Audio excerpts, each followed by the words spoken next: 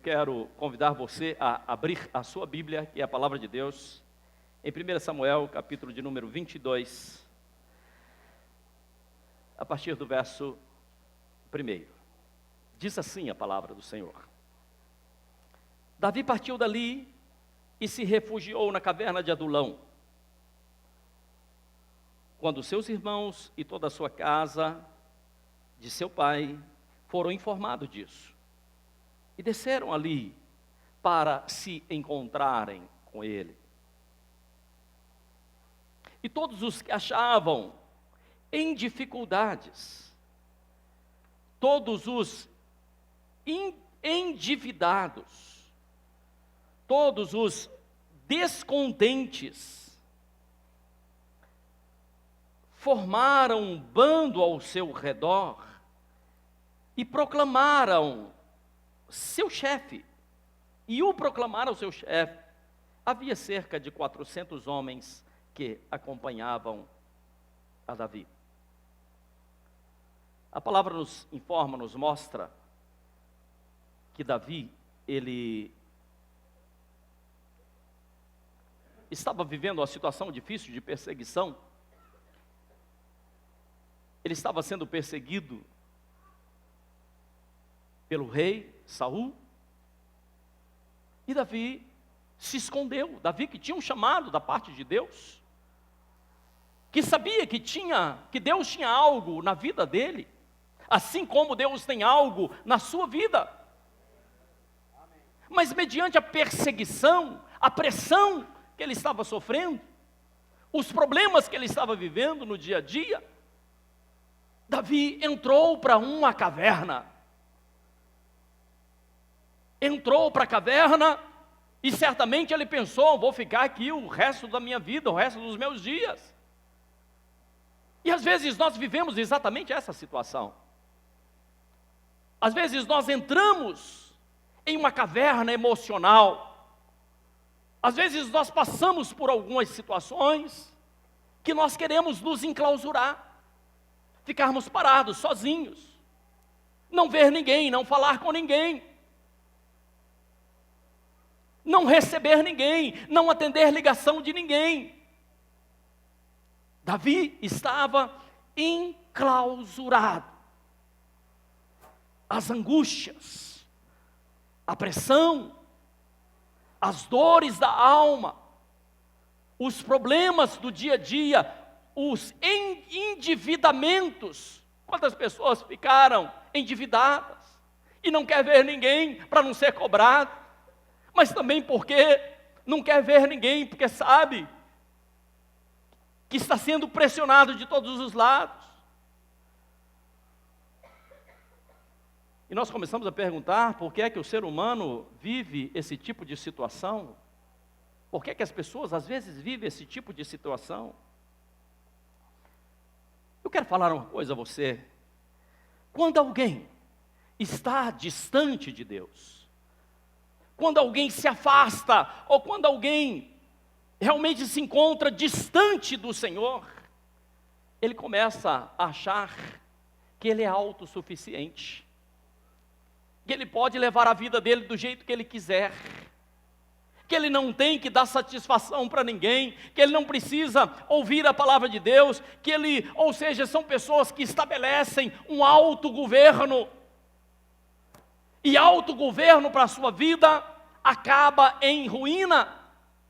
Autogoverno para a sua vida acaba em uma verdadeira caverna. Você acaba se isolando. Nós precisamos entender que nós dependemos de Deus, que em todas as coisas nós dependemos de Deus, porque Deus, Ele é o dono da nossa vida, Ele é o nosso Criador. Foi Ele quem nos estabeleceu, foi Ele que nos fez, e nós somos ovelhas do seu pasto. Eu quero que você entenda isso, querido. Um homem na caverna. Imagine uma pessoa na caverna, uma pessoa deprimida na caverna, entristecida dentro daquela caverna, talvez até lembrando dos projetos, dos planos que ele imaginava que Deus tinha para ele. E realmente Deus tinha planos para a vida de Davi. Deus tinha coisas poderosas para a vida de Davi, assim como Deus tem planos para a minha vida e para a sua vida também. Independente do que você esteja vivendo, independente das dores da alma, independente dos problemas, eu quero que você ouça a minha voz. Independente da incerteza diante do futuro, eu quero que você saiba que Deus tem um projeto para você. E dentro de uma caverna você não cresce, dentro de uma caverna você não dá frutos, você não melhora. E nós nascemos para sermos frutíferos. É uma ordem, e essa ordem é do Senhor. Crescei, multiplicai, frutificai, enchei a terra. Então nós somos, na verdade, multiplicadores. E quando nós não multiplicamos, é como o vendedor que sai para vender e volta ao final do dia completamente entristecido, precisava levar alguma coisa para casa, mas não vendeu nada. E essa história me lembra a história dos discípulos de Jesus, que uma certa feita, juntamente com Pedro, saíram para pescar e passaram uma noite inteira pescando. E quando era de manhã na praia, já cansados, estavam enclausurados pela pressão, porque eles precisavam pescar, precisavam vender, mas acontece que eles não pegaram nada. E aí, o Senhor Jesus disse que eles jogassem a rede do outro lado do barco. E aquela rede saiu completamente cheia. E eles pegaram muito peixes, exatamente porque eles estavam distantes. Mas quando eles ouviram a instrução para jogar a rede do outro lado, aquela rede novamente se encheu. E aqui a palavra nos fala que Davi se refugiou na caverna. Acontece que a sua família ficou sabendo que ele estava na caverna. E diz aqui que os seus irmãos, juntamente com os seus pais, diz aqui a palavra, que eles desceram a caverna. Eles desceram até o lugar onde estava Davi. Sabe, queridos, uma das peças mais preciosas da sociedade se chama família. E nós não podemos deixar os nossos familiares para trás. Nós não podemos esquecer os nossos pais para trás. Nós não podemos deixar os nossos irmãos para trás. Não podemos deixar as pessoas tão amadas continuarem vivendo longe do Senhor Jesus. Por isso aquela família, ela foi até a caverna. Talvez você não tenha uma família biológica, mas nós temos uma família espiritual, que é a igreja do Senhor. E nós temos também os nossos irmãos. E às vezes alguns irmãos estão por aí, nas suas cavernas, deixaram de cultuar ao Senhor, deixaram de vir à casa do Senhor, e nós precisamos encontrar esses irmãos, precisamos ir atrás, pegar na mão e dizer assim: meu querido, volte para a casa do Senhor. Você não pode continuar a viver do jeito que você está vivendo. A família, diz aqui que a família, eles desceram para se encontrar. E Davi saiu daquela caverna. Mas quando Davi saiu daquela caverna, Deus fez algo tremendo. Porque Deus começou a mandar para ficar junto com Davi. No verso número 2, diz que vieram pessoas que se achavam em dificuldades. Vieram pessoas endividadas, vieram pessoas amarguradas, irmão, 400 homens, se fosse 2 amargurados, se fosse 5, mas 400 pessoas amarguradas, endividadas, complicadas, irados. Você já viu uma pessoa amargurada? Todo lugar que ela chega, ela começa a contaminar os demais, não é assim? Deixa na sua casa, se a família se reúne, está na maior alegria, sentado na mesa para almoçar, mas tem um amargurado. O que ele faz? Rapidinho ele dá uma notícia, ele faz alguma coisa, ele busca algo que na verdade daqui a pouco está todo mundo contaminado. Todo mundo irado. Uma pessoa amargurada, querido, ela não quer ver o outro feliz. Rapidinho ela cria algo, cria uma situação, ela fala a respeito de algo que vem a detonar. Ela é usada na mão do inferno para detonar com os demais. E aqui não era um, não eram duas, diz a palavra que eram 400 pessoas. E por que é que elas vieram até Davi?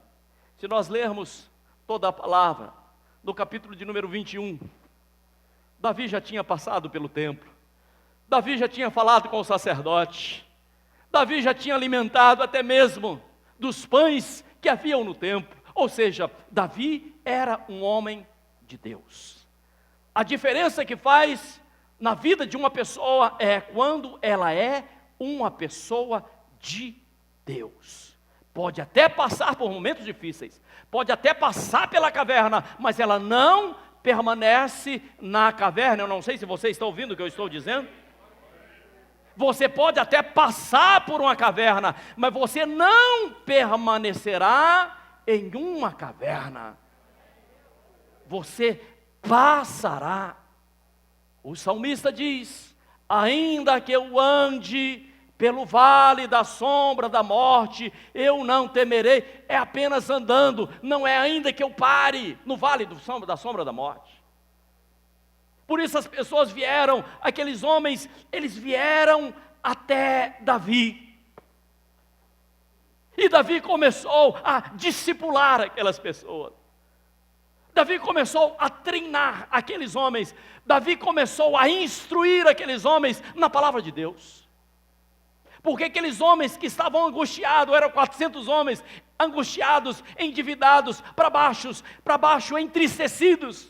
Eles começaram a mudar a mentalidade de pessoas amarguradas e se tornaram, mais adiante, se tornaram os valentes de Davi.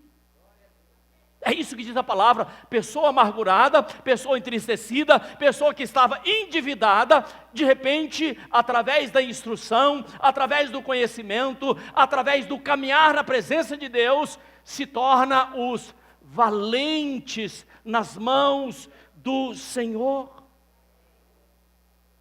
Elas foram trabalhadas. Davi instruiu aquelas pessoas.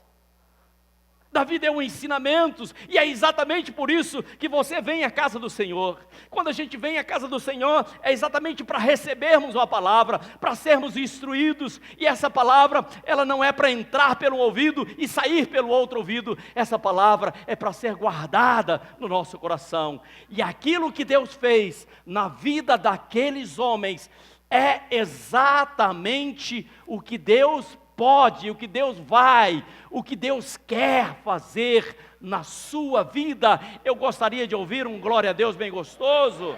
Eu gostaria de dizer assim: eu aceito essa palavra. Deus quer me transformar em um valente. Não quero andar angustiado, não quero andar para baixo, não quero andar enfermo. Eu decido dar o passo seguinte. E a palavra nos ensina, no verso de número 5, eu estou lendo 1 Samuel 22, o verso de número 5, diz a palavra que Davi recebeu uma instrução da parte de um profeta. Olha essa instrução. Eu quero que você receba, querido, essa instrução, sendo a instrução de Deus para a sua vida. Diz que o profeta Gade, verso 5, o profeta Gade, entretanto, recomendou a Davi. A palavra de Deus hoje não recomenda a Davi, porque Davi foi homem conforme o seu tempo. A palavra do Senhor hoje recomenda a você. A palavra do Senhor recomenda a você nesse dia de hoje. E qual foi a palavra do profeta? Foi assim: não demore nesse refúgio, não demore nessa caverna.